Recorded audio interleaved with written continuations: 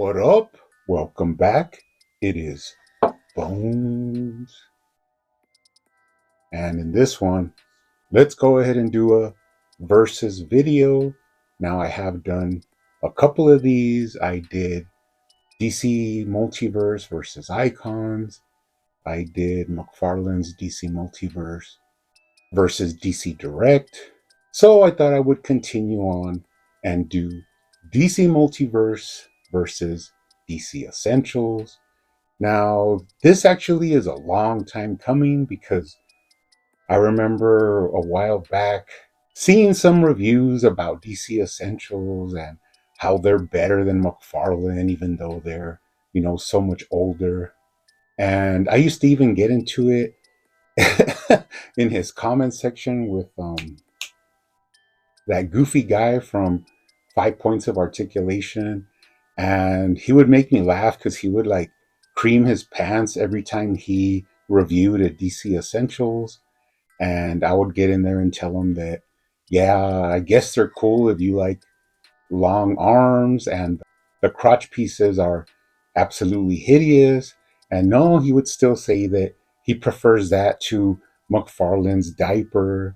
And we went back and forth a couple of times. In fact, if you go and look, you'll see where, we were going at it in the comments. So I finally gave up on, trying to explain to him how I thought the lines from McFarlane, the way they don't break up the silhouette, was way better than DC Essentials. And of course, we know that DC Essentials, I mean, they had a good little run. I think maybe about 30 figures. The highlights of which were that they actually made a couple of really incredible female figures. But in the end, I never really got into that line. And the more I looked at them, the more I saw their flaws, especially compared to what we have now with, McFarlane's DC Multiverse. So, in preparing for this video, I actually had to look for a DC Essentials figure. Now, I do have two Nightwing figures, but I have them in box, and I'm not sure if I really want to open them. But after a while, I did find a DC Essentials Nightfall Batman for a pretty good price. I think it was like $25 or something like that. Because later on, I did see that these figures were actually going for, pretty expensive prices. And it's a funny thing because I think even when I bought this, it was labeled as McFarlane's DC Multiverse Nightfall. And it wasn't that one, it was DC Essentials. But I did have it in mind to do this versus episode, so I wanted to go ahead and pick him up. Eventually, I did. Now, today is the first time I have actually opened him. Now, I went ahead and warmed him up a little bit because these are really notorious for breaking, especially because they're so old. But by just looking at the back of the box, I did kind of feel like this is going to be a massacre because you can't really get them into a lot of poses because they're kind of stiff. But I had never really messed around with one, so I wanted to compare them to a McFarlane DC Multiverse Batman Nightfall figure. So let's go ahead and bring out the contestant, the opponents here. This is going to be the McFarlane DC Multiverse Nightfall Batman, the standard release. So I did pick this one up, this specific one, at Walmart. I think it was 1987 or 1997, something like that. And I just randomly came across him just, at a weird Walmart. And I picked him up because I knew I was going to want to eventually do a custom Nightfall Batman. So that's why I picked him up. But then here is the one that I opened today, which is the DC Essentials Nightfall Batman. So we're going to start from the head and move our way down. And we'll also take a look at a couple of other differences. Pretty interesting how this one actually on the secondary market, he's pretty expensive. You're looking at above $40, maybe even $60 in box. And you rarely see these anymore because I think pretty much everybody that wanted one has already picked them up. So that's why I had said I was lucky to get them for a good price. But I think when these came out, they were about $30. Like I kind of remember, like in the back of my brain, they were retailing for about $30. So it's pretty weird to see now when prices are up and everything. I score this one for $20, and this one in its day was actually more than $30. I'm pretty sure. So that is a little interesting fact. Now, once you open these up and you get ready to move them around, like I said, this is an old figure and it's notorious for cracking. So I did warm him up a little bit. My Nightfall, I've been posing him around and looking at some custom options, so he's good to go. Now, if you look at the accessories that actually come with this DC Essentials Nightfall Batman, it is pretty sad. There is basically nothing. But when you look at McFarlane's, Nightfall Batman, you do get two alternate hands for grasping, batarangs, grapnel guns, anything like that. You also get a sweet blue batarang that matches his costume color. Pretty awesome. And of course, you get his collector card and of course his standard black DC Multiverse stand. So nice little assortment of accessories, and with DC Essentials you get nada. So as I said before, I'll go through, the the little competition here. Now I don't think Essentials has too great of a chance of beating this updated figure, but we'll go ahead and see what he actually brings to the table. Now, let's start at the head. Now, first impressions, we'll do that first. Pretty nice looking Batman. A lot of people have said this is basically, for the price, one of the greatest Batman figures ever released. Now, if you know me, you know I'm not the biggest Nightfall Batman fan. Reason being, I think he's a little bit short compared to other figures in the DC Multiverse line. I actually prefer my Hush Batman, but I still use him, and he's a really nice looking figure.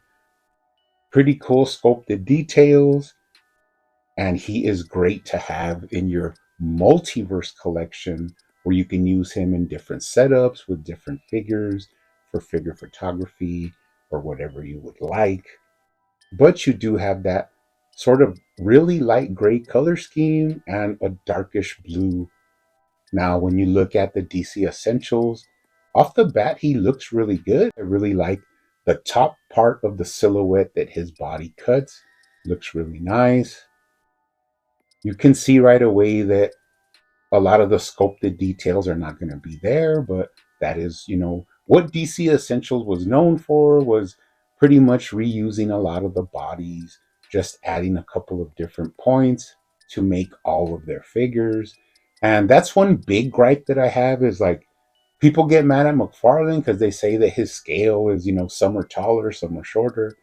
But in all actuality, if he were to get right what figures were supposed to be tall, I think the scaling issue would be, not that big of an issue. But where he messes up is making some figures way too short that are supposed to be actually tall. But I do think that that variety is a lot better than DC Essentials, where basically all the figures are exactly the same height, except for the female figures. So I don't think that necessarily means that DC Essentials had great scale, especially since all the male figures come out to basically the same scale, but both really nice Batman figures just to kick it off. Now let's take a look at the head. Now I do like the McFarlane head sculpt. Gives you that cool sort of 80s, 90s, retro, maybe even 70s Batman look. So I really like that. I wish they would have done a little bit better of a job in the black around the eyes, and even the cowl, it's a little bit wonky on the sides. So that is one of the reasons as well why I prefer my Hush Batman, because that head sculpt is, like your definitive Batman from the comics. And this one, it's just a little bit off. Now, when you take a look at the DC Essentials, this is what I'm talking about. This Batman head is really awesome. The cowl, the way it, goes around the mouth part really is nice and clean. The eyes have a lot of that darkness around the opening of the eyes, which give it that Batman look. So I really think, just to start off, DC Essentials actually made a really nice Batman head sculpt, and I actually prefer it over the DC Multiverse one. But I think that is basically where that ends, because now we are going to go into articulation, and pretty much DC Essentials has no hope, but let's go ahead and look at it. So, of course, McFarlane can look down a good amount, and he can actually look up way exceeding what you normally get from an action figure. That is awesome. You got the plane right to left, and you can tilt his head to give him a little bit of character. Now, the sad thing is, when you look at the DC Essentials, can't really look down, can't really look up, has a pretty, passable right to left, but of course, he has no kind of tilt. So, aside from me preferring the DC Essentials head sculpt, the articulation is a landslide victory for McFarlane. Now, going down, another thing I do like about the DC Essentials is the way they actually designed the cape, the way it like drapes over and starts right underneath the mask and goes down and is one sculpt. I really think McFarlane could have benefited from looking at these older figures and taking what works and leaving what doesn't work. Because, of course, when they did theirs, they made the neck and the cape like two different pieces. So it doesn't have that smooth like flow over that the DC Essentials has. You could actually see the two different parts that make up the Batman cowl. And although you could kind of say that the top part is a separate part, that's why the cape is different. I just think the sleeker look from the DC Essentials looks a lot better, and that's my preference. So that is a couple of points for DC Essentials.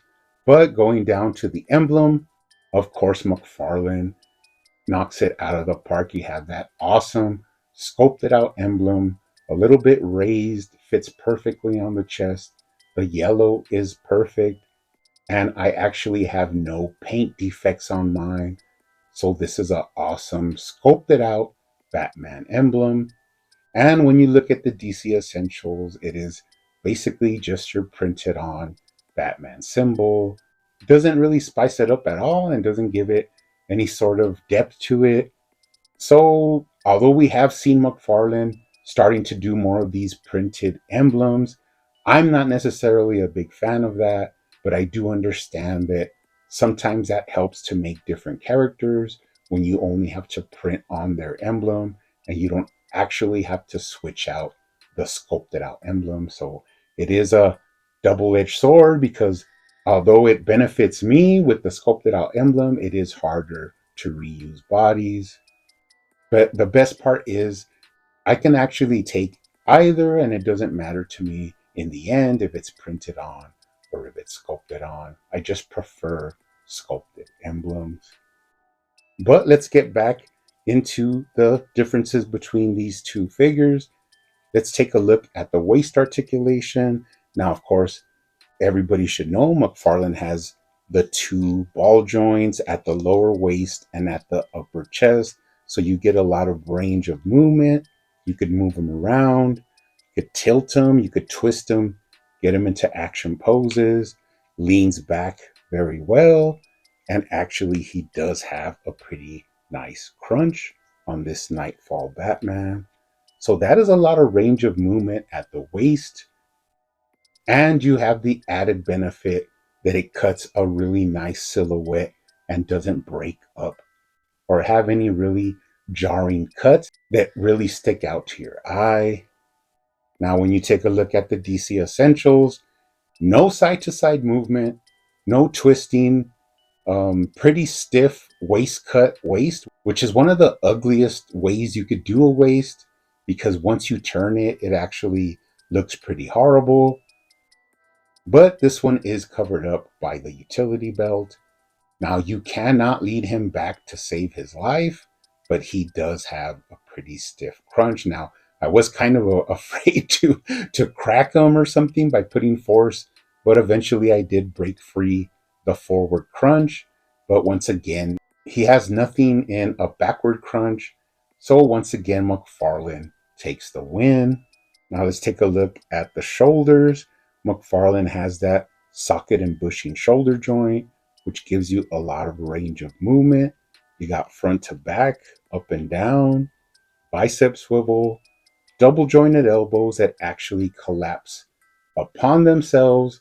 And although it doesn't look that pretty, because once you get into this range of motion, you get a lot of separation between the elbow joint, it does give you that complete range all the way down where the fist actually touches the top of the shoulder.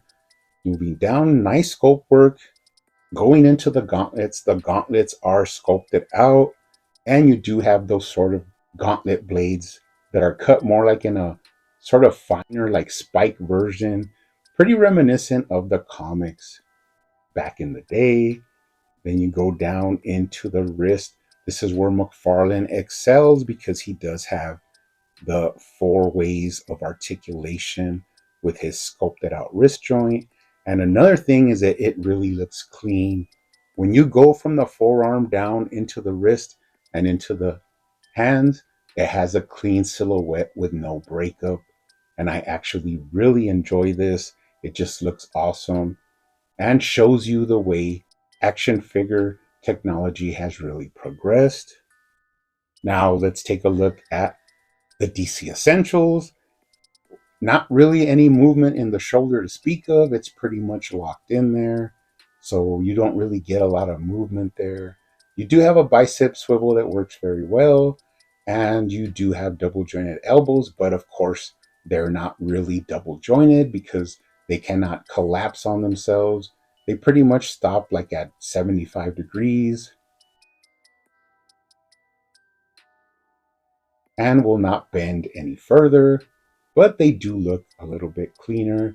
When you go down into the gauntlets, these are really nice sculpted out gauntlets. Now, they do have an added detail line that I'm not sure why that is, probably to use on other characters. And the blades for his gauntlets are cut out more in like a sort of knife cut where they're not so spiky. They have more like of a blade design, which is fine. But when you do get into the wrist and the hands, you have a big gap and it's not a really smooth transition. And even worse, you have that old, outdated two ways of articulation up and down. There is no way to get any of that hinging movement when you want to tilt the wrist.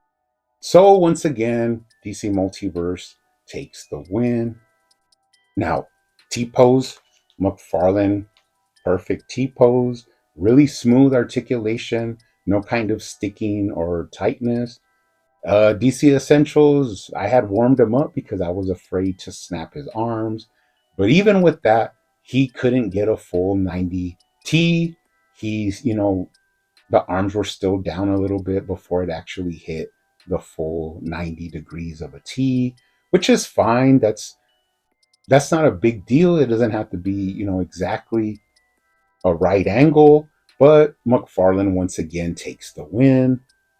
Now, moving down into the trunks, this is a big thing that I would always try and explain to people that they didn't understand, and that is that with the DC Multiverse soft trunks, you actually get a very clean silhouette, very reminiscent of old comic book images where you don't have any kind of breakup in between the thighs and the hips. There's no gapping there in the crotch. It just looks like something that came straight out of the pages of the comics. Really nice utility belt, bright yellow, matching up perfectly with the trunks. And you do have some sculpted out detail there. to to give it a sort of faux fabric feel. But we're really looking at aesthetics here, and it looks really good. Now flip the coin and you're going to look at DC Essentials. Now, although their utility belt is awesome, it looks really nice. This is where I have a big problem with DC Essentials, and that is that horrible gap. And it's a constant gap. It's not something that when you articulate it, you see it. And I mean, it's something we have to put up with. This is something that you see even when you look at him in the package. Really horrendous looking crotch gap there. I just can't get over it. I don't know why people think that looks good because it completely doesn't. You have some paint on the top of the thigh part to try and make it look like trunks, but I would I kind of really would have preferred it. They just didn't paint that and just, let your mind do mental gymnastics to try and make it seem like if it looks good because obviously it doesn't. And of course, the trunks are just a solid piece of plastic with no wrinkles, no design. Pretty boring looking. Midsection. So, once again, I'm sad to say McFarlane takes this one for the win. Now we're going to get into the articulation of the legs. Now, of course, once again, I have to point this out. McFarlane has thigh swivel. Now, with this thigh swivel, even if you have to warm these up and get it to loosen up to where you could actually, get the range out of them, you can move the boot from side to side without having a disgusting thigh cut. Now, when you look at the DC Essentials, those thigh cuts are pretty horrifying. I've never met anybody that had cuts like that in their legs except for Tom Platz. And of course, when you move these on the DC Essentials, it breaks up the sculpt and looks really terrible. But you can get the same range of movement. I just prefer not having that thigh cut and still being able to move the boot from side to side. Now, this is where McFarlane excels, and that is with the rubber trunks, you can get him to kick almost straight up. He can get the splits, and he can kick back really far.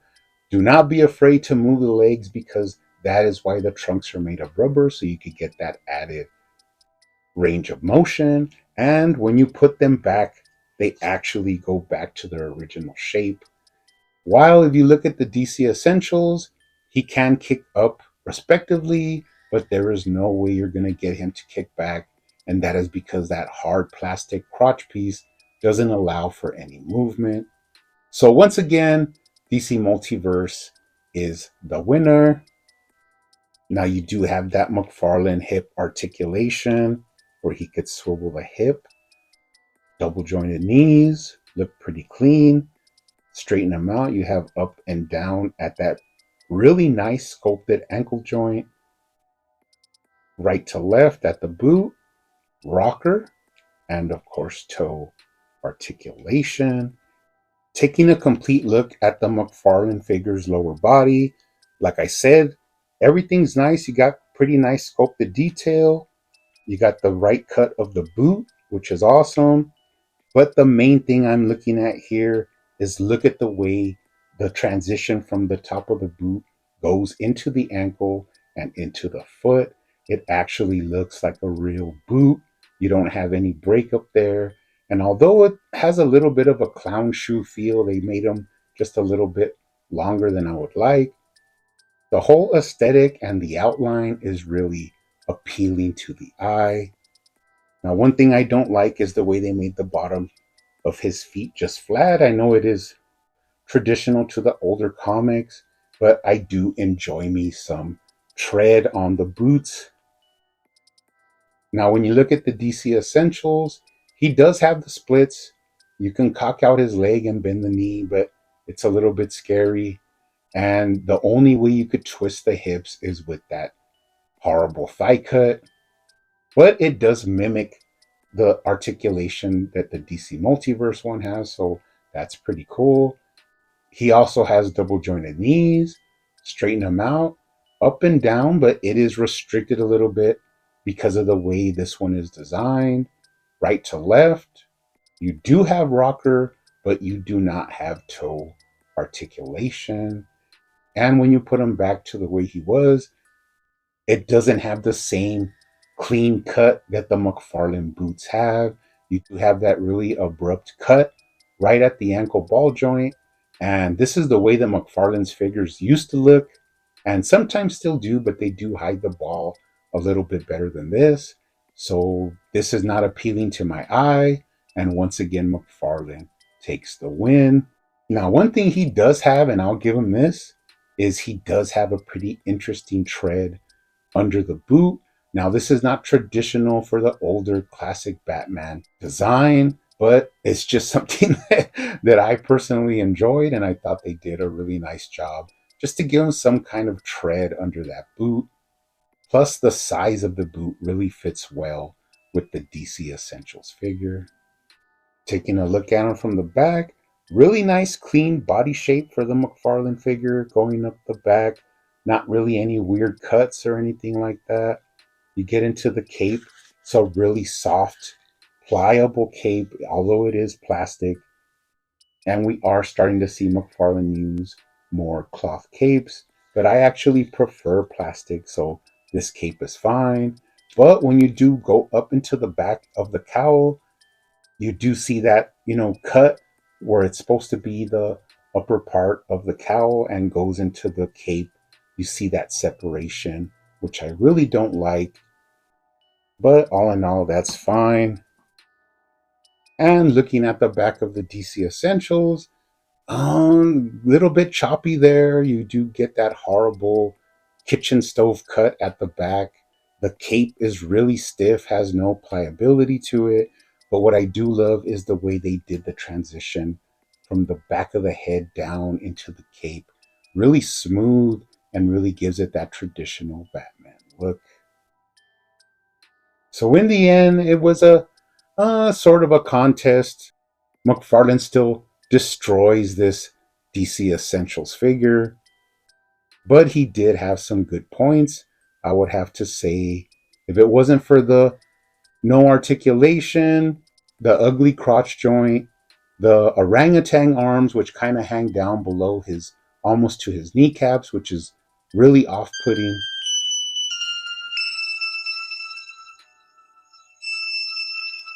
the small scale, because these are labeled as 7 inch, but they really look more like 6.5.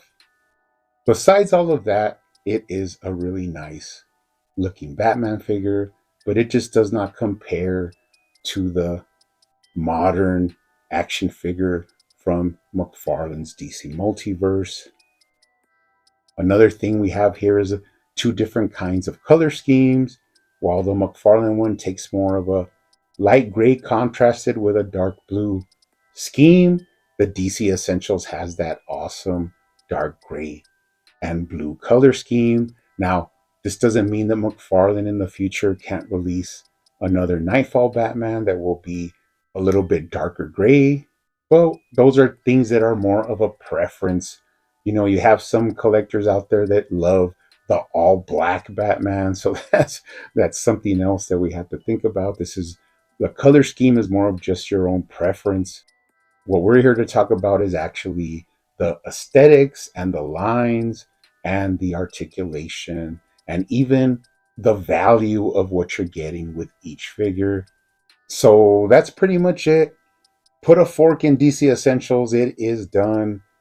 And that's a big win for McFarlane's DC Multiverse Nightfall Batman. But, anyways, guys, that's it for now. Keep hunting out there, keep collecting, keep customizing, and I will see you on the next one.